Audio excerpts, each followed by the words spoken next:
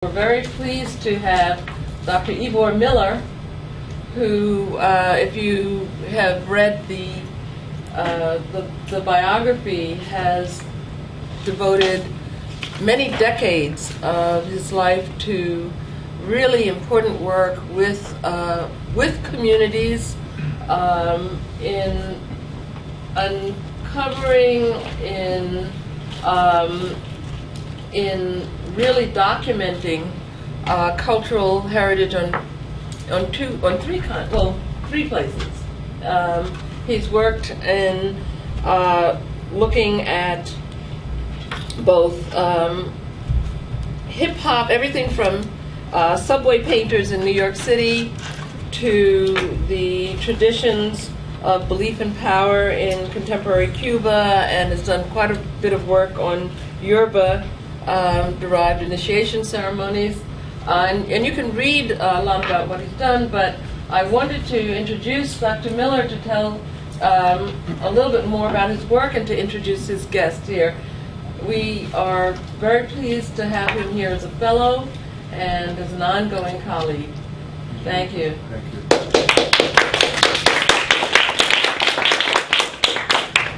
Hello everybody, thanks for coming. It's such a privilege for me to be able to talk about how I do what I do, because a lot of what I do is kind of intuitive, and I've kind of figured it out myself with the help of a few mentors, and I've never been asked to really talk about this before, so it's a wonderful opportunity.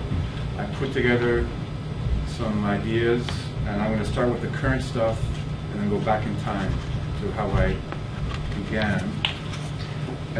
We have some very important guests today from Cameroon. We have two chiefs of the Ekpe Leopard Society tradition, Seseku'Joseph Orok and Seseku'Joseph. You are highly welcome. Thank you for being here to support this event.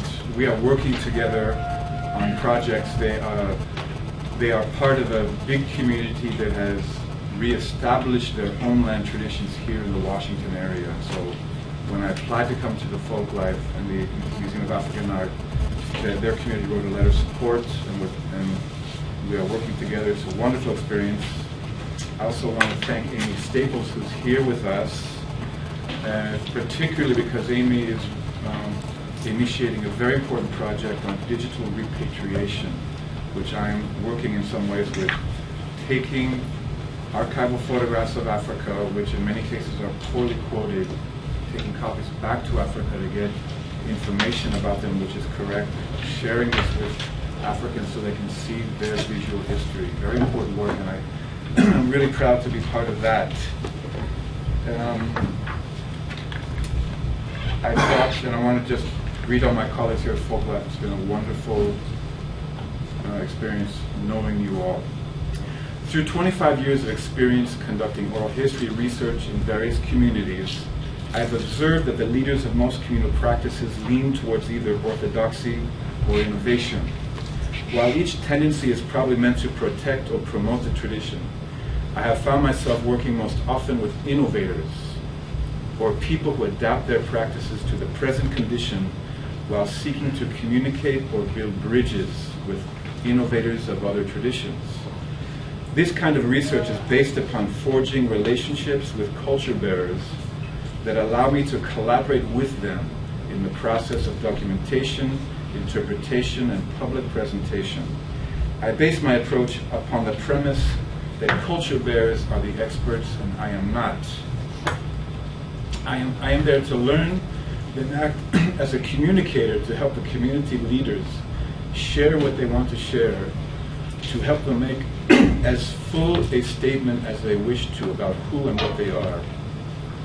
This process began in college in my hometown, then extended to New York City, to Cuba, and currently to Nigeria and Cameroon in West and Central Africa.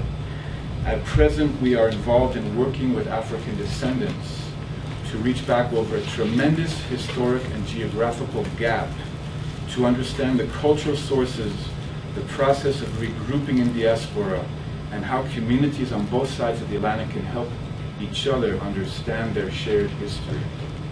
So that's my red statement.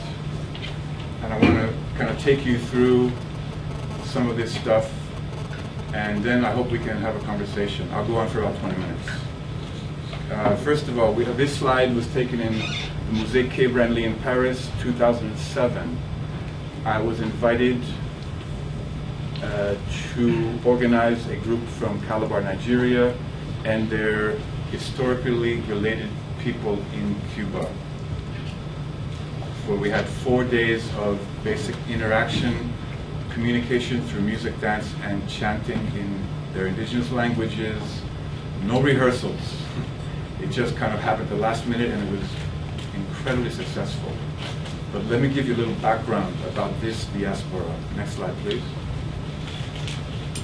Okay, there are 3 major groups in the entire history of forced migrations of Africans from the late 1400s to the late 1800s. And these are the West Central Africans, Congo, Angola, the Cross River region, also known as Baird N'Diaye, and called Karabali in the Americas, and the Yoruba speakers.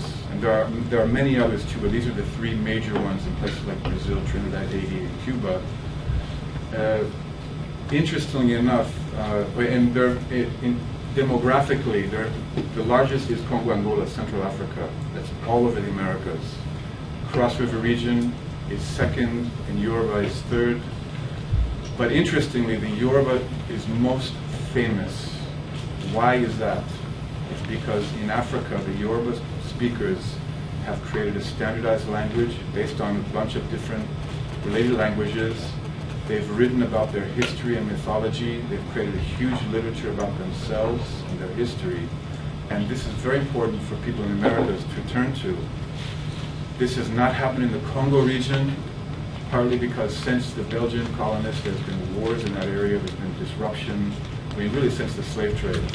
But, and it's still ongoing, so it's a real issue for us trying to understand that area. And in the Cross River region, it's one of the most linguistically diverse regions in the world. And this is the area of the so-called Bantu migration 3,000 years ago, throughout the waves of migration throughout Africa. There's at least 50 languages in the area where I work in, and there are a lot of autonomous communities that are held together through shared culture.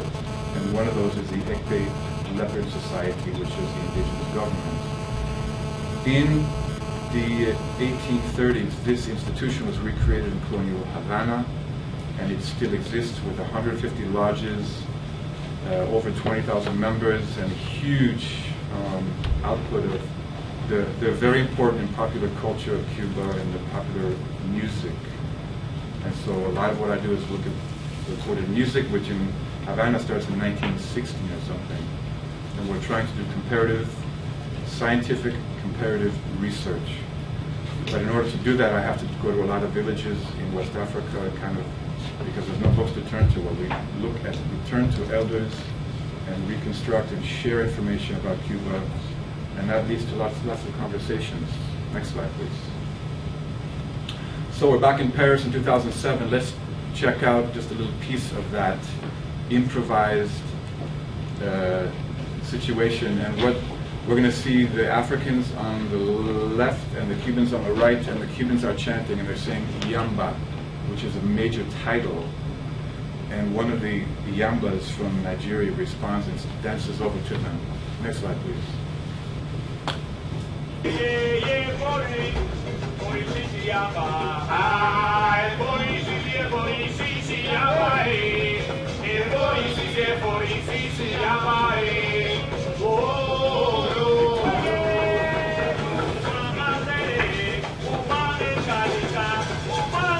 So there goes the Yamba over to greet the Cubans.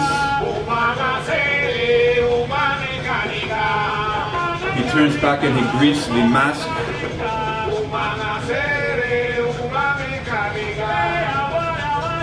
The language the Cubans are singing is based on Cross River language, and many of the Nigerians understand this.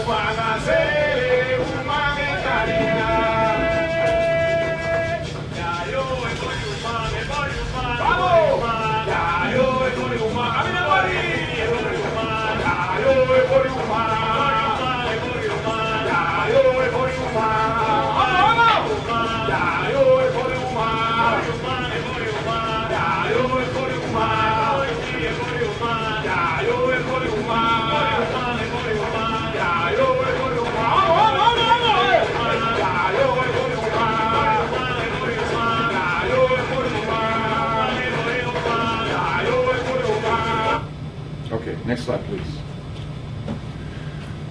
Based on this experience, this incredibly rare experience paid for with French tax dollars, the Cubans responded. These are Cubans who live outside the island. They're in New York City and they're in Europe. Those in New York created an album. There was a response to this event, and it's called the Eyenison Nkama Project. Eyenison in the ethnic language of Calabar means son of the soil, the owners of the land, which is a very important issue, obviously, owning the land. Eyenison Nkama, Kama is to speak or to talk. The owners of the land are speaking. And they presented the CD in Joe's Pub in 2009. Is that right? 2009. Mm-hmm. These two Seseku's were there. It was an incredible experience because when that mask came out, they started interacting and speaking, which is a form of African literacy. So Eyenison Kama comes out, which is the Cubans are innovatively using their inherited tradition and fusing it with what they're learning from the Africans. Next slide, please. And here we are at the CD party. Next slide, please. Around that time in 2009, I finally came out after 15 years of work on this book about migration from West Africa into Cuba, the foundation of a society, all basically the whole book is based on song, but you won't know that unless I tell you, because it's all based on interpreting ritual language, which is sung in ceremonies. And so I essentially took Cuban data back to Calabar, and elders there began to translate. And we've translated about 30% of Abakua language into the ethnic language. There's a lot of Ojong, which our Seseku speak, and other languages in that region. One of the most linguistically diverse regions of the world.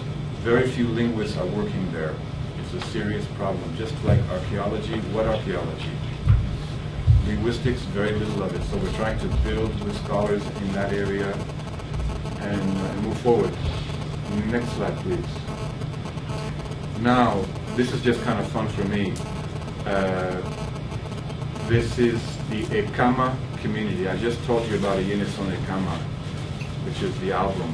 Turns out the Cubans know in their literature that Nasako was the founder of Abakua society in Africa centuries ago. I heard about a person named Nasako in Cameroon, and after years of trying to communicate, we talked to each other. I told them about Nasako in Cuba. They instantly got excited, and they created a festival, and this is the first one. And this is way out in the bush in Cameroon, and it's the Ekama community. So I'm presenting my book to them, and I put on the Ekama CD, and so everyone is kind of like, what do we do? And so I start dancing, and this is just the very important thing in diplomacy in Africa is dancing with people. It probably doesn't work very well in Washington. But I have a video of this, but I don't have it here, but it's just incredible how people start responding and coming out. Next slide. So there we are. Next slide. And next slide. And next slide. Good. So it was just, an incredible way, because we don't speak the same language, basically. They don't know who the heck I am. We're playing music that's supposedly related to them. And they're calling out Ekama, which is pretty amazing. But it was really just hanging out and dancing with people that broke all the ice. And after that, they did divination, which is the basket in front of us. They did some very simple divination to ask the gods of the land if what we were doing was appropriate. And the answer was yes. Next slide. So we have more dancing. Celebration of peace. Everybody is happy. Next slide. Okay. We're talking about Saturday night tavern. Thank you. Okay. So that's kind of the methodology that I'm working with. I'm going across the water, sharing data a lot of the videos I take in Africa, I go to Cuba and I just give them out to culture leaders, and they are studying this stuff in their communities. And that all comes back to me, because they are recognizing things in their tradition, which I don't know. But I get to learn from this because they're getting information they want. So I started in college as a dancer. That's kind of how I got into African stuff. And my teacher was Washington. He was a working class African American from Mississippi and Oregon. We decided to do a video about his work, total shoestring stuff.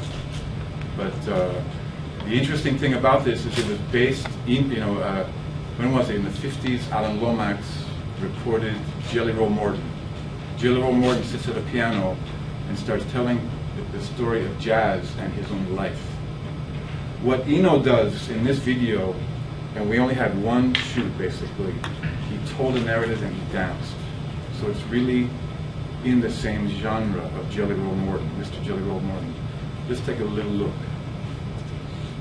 Oops.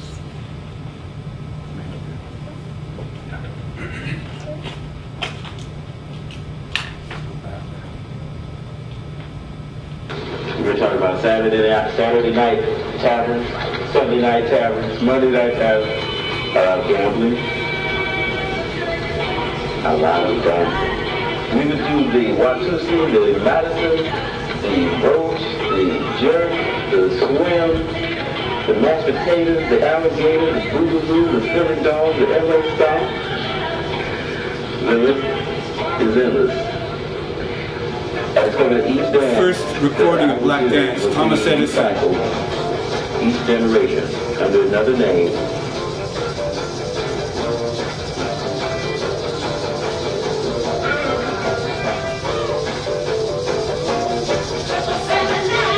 The link between rhythm and blues and the church is the blues. The dome of the Wallace Gold cast in Senegal and Gambia is no more than the Charleston and the mashed potatoes.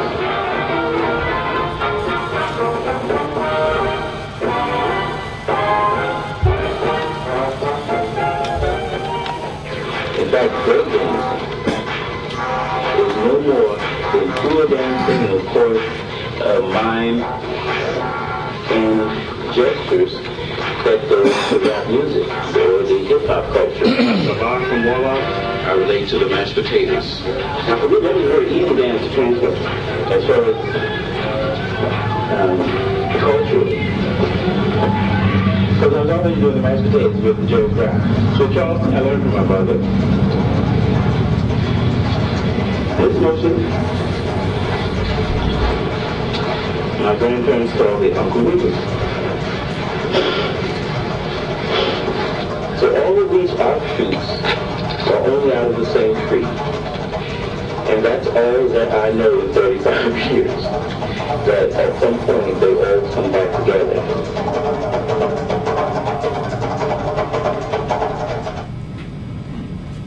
Next slide. So, we did the video with some of you may know of Jeremy Brecker. He was one of my mentors. I think he's someone who's worked with James Early a lot. Was one of the people who taught me about doing oral history, although I was already doing it intuitively. I went to dance in New York. I was a bike messenger. I was on the streets. I began to see so-called graffiti. I loved it. I started reading books, found some names, and started interviewing the painters. It became a master's thesis. Although I had applied to do African art at Yale, I ended up doing a book on graffiti. And the basic things that I learned in that process was get a tape deck, record the interviews because you're creating historical documents, and keep quiet, listen to the people, don't bring your own theories onto them, learn from them, they're the experts. Share your transcripts with them, let them read so they can make changes, and stay in touch, because I started this project in 1986, the book came out in 2012. And actually being rejected turned out to be a very positive thing because it helped me go back and rethink and stay in touch. And in the end of the process, I started meeting a lot of painters I didn't know were very important to the process.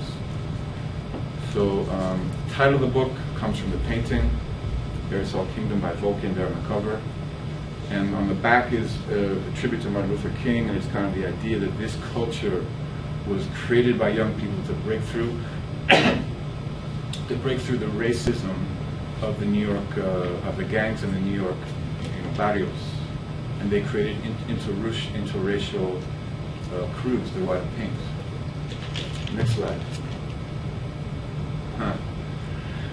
In the early 90s, I started going to Cuba. I went to dance with the National Folklore Troupe and started working with a lot of elders in the Afro-Cuban traditions, the African-derived traditions of Cuba. And because there was a lot of Yoruba studies happening in this country, that was my first interest. I started working with the Yoruba Lukumi people, and these are some very important people in the Matanzas tradition.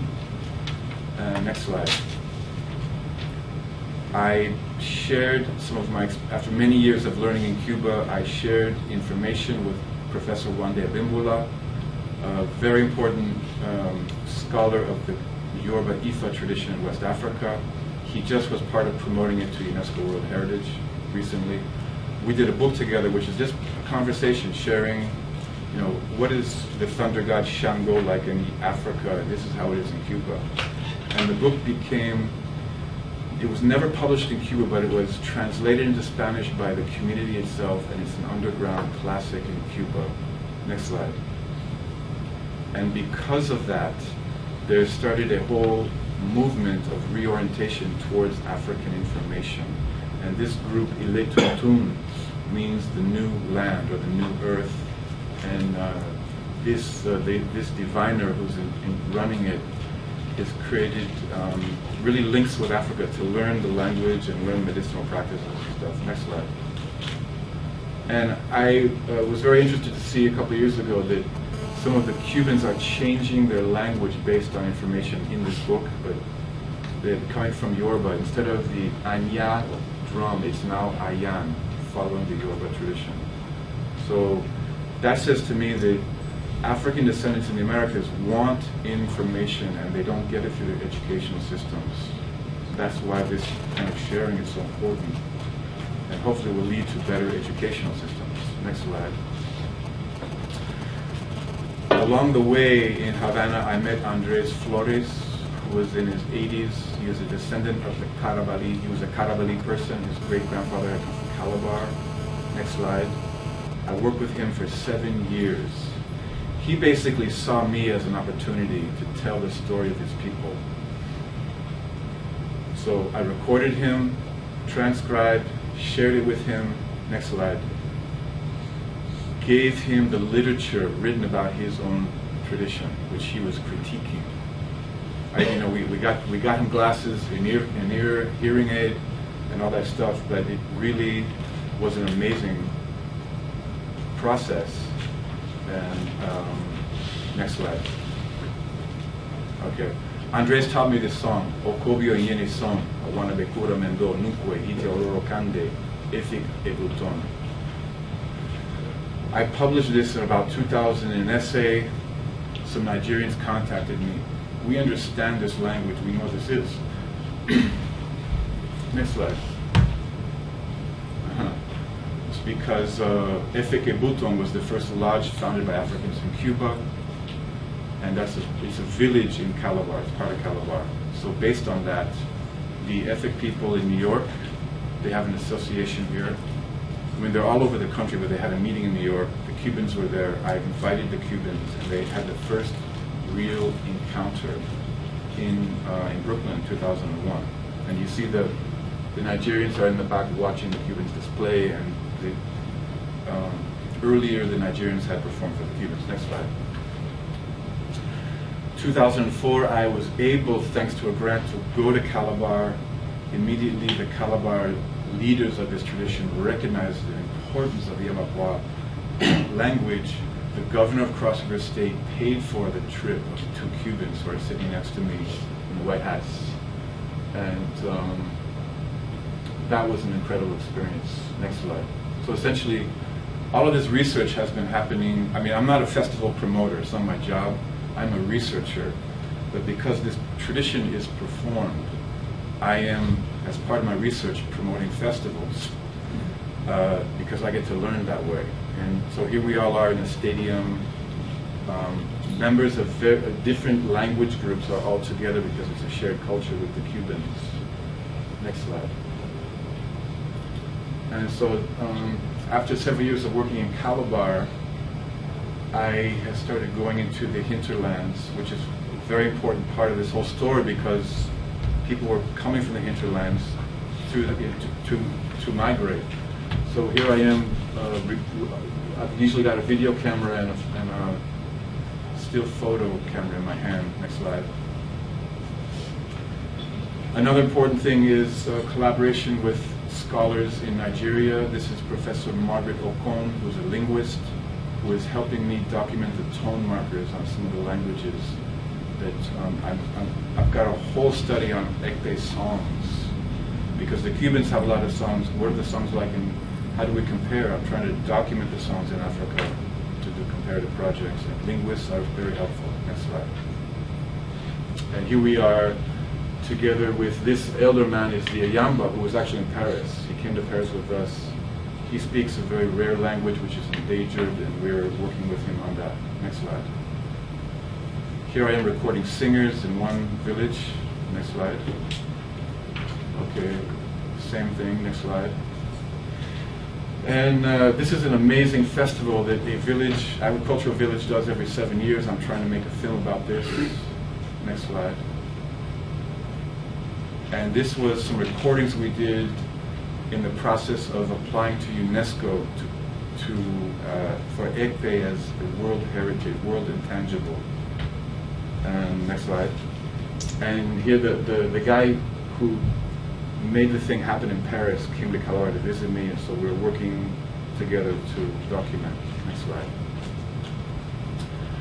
An important part of research in this culture is dealing with paramount rulers, traditional leaders, and here I've taken my shoes and my hat off and I'm offering my hands to a traditional ruler who's blowing his breath onto my hands as a form of blessing.